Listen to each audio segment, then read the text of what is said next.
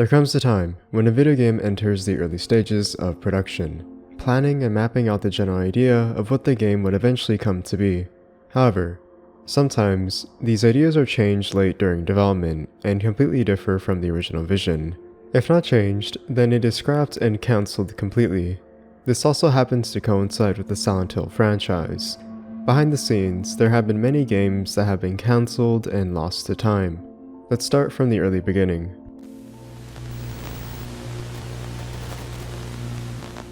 Back in 2004, after the release of Silent Hill 4: The Room, Masashi Sumbayama, the director and designer of formerly Team Silent, would announce the development had begun on Silent Hill 5. Initially, rumors about Silent Hill 5 would be addressed as quote-unquote shadows, but Sumbayama would deny these rumors as mere speculation. In an interview with GameWorld, Imamura said he and the team wanted a strong 5th installment because of the underwhelming response to Silent Hill 4. Silent Hill 4 would meet mixed reception due to not following the same gameplay style as prior entries. This would inspire the team to double down and focus on less melee combat and a more dramatic otherworld that takes advantage of PlayStation 3 generation consoles. In the same interview, Akira Yamaoka, series composer, stated that the plot of Silent Hill 5 would have focused on a damaged human being, summoned to Silent Hill Main for a specific reason. Described as the, quote, darkest story we have come up with, Imamura would add to this darker theme by stating some things would have to be cut to get past the rating system. As opposed to the previous games in the series, Silent Hill 5 would have started in Silent Hill as an everyday town with people going about their daily lives, which would slowly rot away as the game progresses. This would incorporate a real-time gameplay mechanic that Team Silent would deem as daylight horror, through a creepy sunny otherworld, playing with this idea of how light interacts with darkness rather than the previously seen horror element of the fog the series is known for. Silent Hill 5 would have involved members of Team Silent, including Masashi Sumbayama, Akihiro Imamura, and Akira Yamaoka. Oddly enough, Konami ordered Team Silent to develop a game with a similar design to Grand Theft Auto. This, however, would fall through and be cancelled in 2006. Masahiro Ito, the lead art director, clarified that the project was not a horror title and did not include monsters or creatures. At this point in time, Ito became exhausted of horror after his extensive work on the second and third Silent Hill games, and left Konami in March 2006. Originally, Silent Hill Origins was supposed to be held in development by a Climax Studios branch in Los Angeles, California. At one point, Silent Hill Origins was supposed to be a remake of Silent Hill, exclusively to only the PSP. However, the developers would be honest and not know what they were doing, and would feel like it would be ill-advised to proceed with remaking the first game, especially with how much work they realized it would take from the ground up, so they decided to make something new. This led to Silent Hill Origins, a prequel to Silent Hill. The early prototype version of Silent Hill Origins shows a completely different gameplay style than the final release. This featured a departure from the dynamic third-person view to rather focus on the Resident Evil 4 style camera angle and action-oriented combat scene and gameplay.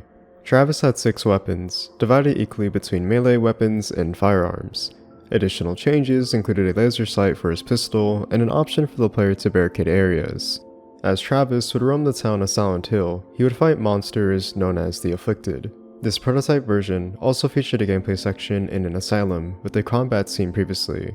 However, this early prototype version of Silent Hill Origins would fall through as issues with the game's engine and confusion with the overall direction of the game led to Climax Studios shutting down their Los Angeles branch, and transferring the game's team to the Climax Studios branch in Portsmouth, United Kingdom, leading to this cancellation of this early iteration of Silent Hill Origins. In 2006, Climax Studios began working on a pitch for a PlayStation 3 exclusive Silent Hill game known as Broken Covenant. The plot would have focused on Alessa Gillespie's influence spreading outside of the town of Silent Hill, Maine, with the protagonist, Father Hector Santos, traveling from El Paso, Texas, to Arizona to help his niece Anna. In a gameplay demo presentation for Broken Covenant, we see the player model of Travis Grady to showcase the demo.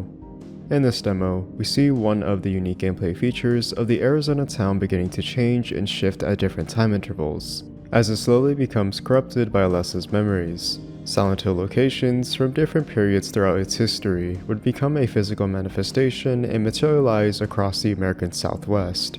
Members of the cult, the Order, had relocated to Arizona, operating in an abandoned military base outside of Coyote Flats, believing that Anna was the next Celesta.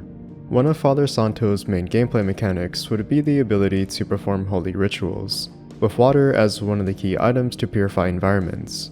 Creatures would have included demon nurses, miners, mumblers, cockroaches, moths, bees, and at one point even Pyramid Head. Gameplay elements in the pitch included puzzles, stealth, over-the-shoulder camera angles, action sequences, and vehicle exploration. However, Konami later rejected the pitch. In 2006, WayForward Technologies initially developed a pitch demo of a Silent Hill title for the Nintendo DS. In a Twitch livestream, they presented a one-room tech demo using assets from Silent Hill 2. Most notably, James Sunderland is the basis for showcasing the gameplay mechanics, the environment, and the overall presentation of Silent Hill. Looking at the gameplay would see the player moving and interacting with the environment on the top half of the DS screen, while the bottom half would feature the inventory screen. Although the pitch failed to get Konami's attention, Konami later approached WayForward to develop a portable Silent Hill for the PlayStation Vita. This would be Silent Hill Book of Memories. While on the topic of the Nintendo DS, Dementium the Ward was originally pitched as a Silent Hill game for the DS by now defunct developer Renegade Kid. In an interview with IGN, Renegade Kid co-founder Jules Watsham states that while Konami rejected this pitch, Konami wasn't entirely dismissive of the idea they had envisioned for the concept of a Silent Hill on the DS, but rather, Konami thought it was a bad business decision to have a horror game on the DS at the time. There are images of this pitch demo showing a player character, seemingly a SWAT member, holding a nightstick as a weapon while roaming an asylum with various prisoners strapped to a bed. Silent Hill Cold Heart was a pitch for a new Silent Hill game to be released for the Wii in 2007, developed by the aforementioned Climax Studios. In 2014, the pitch document containing an informational booklet consisting of 7 pages was leaked online. In this document, we see the introduction, gameplay features, puzzle examples, and technical features. The introduction would see the story centered around an emotionally unstable college student, Jessica Chambers. Jessica struggled with nightmares and insomnia, leading her to start speaking to a psychiatrist. However, this would still result in her emotional distress and turmoil. After running out of options, she decides to visit her parents to clear her head. While traveling, she becomes lost in a harsh blizzard and decides to follow an ambulance closely, which eventually brings her to Silent Hill. While here, she would experience the psychological nature of the town, harboring physical manifestations of her inner fears and nightmares. There are sections in this document containing gameplay features, demonstrating the Wii's motion controls that would see a use of the flashlight, realistic melee combat, and an interactable environment. The Frozen Otherworld is a hostile environment containing dynamic transitions with a theme of a blizzard-like setting. The gameplay would heavily capitalize on the psychological horror aspects with the use of psych profiling, tracking the player's every move. This psychological profile would influence later events within the game. Nintendo Wi-Fi connection would be used to report real-world weather and used for a dramatic effect during gameplay. Jessica's cell phone would see her contacted by friends or foes.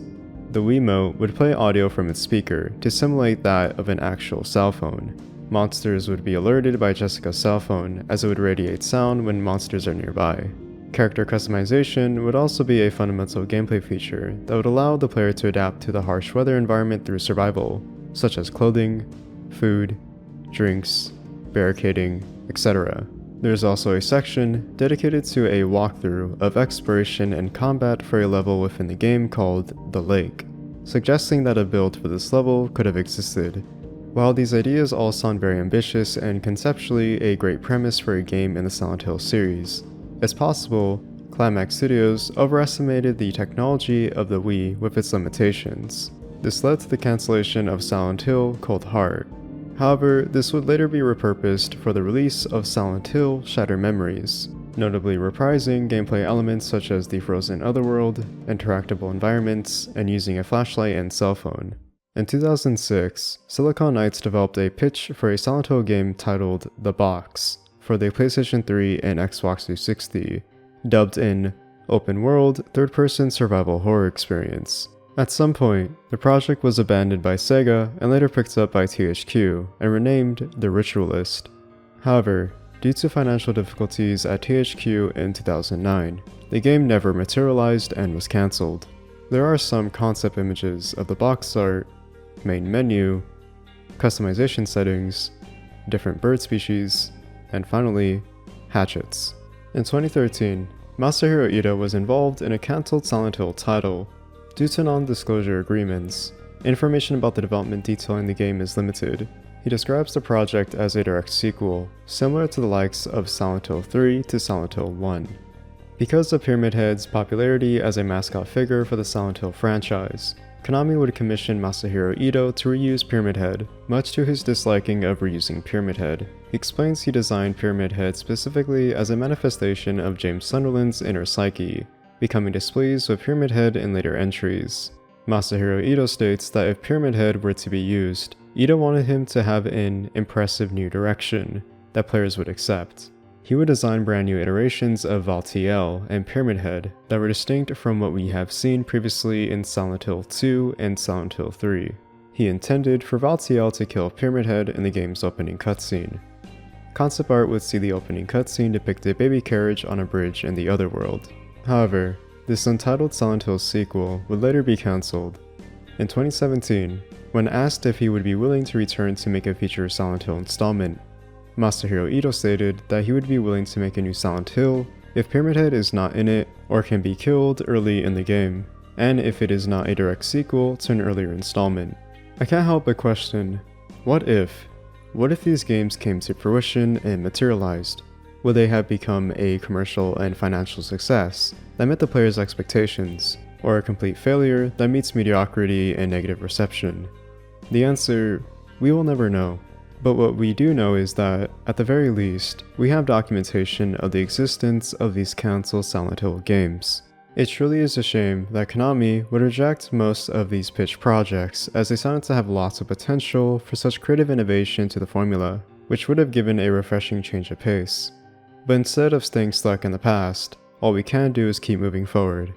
As always, thank you for watching, please have a great day, stay safe, and goodbye.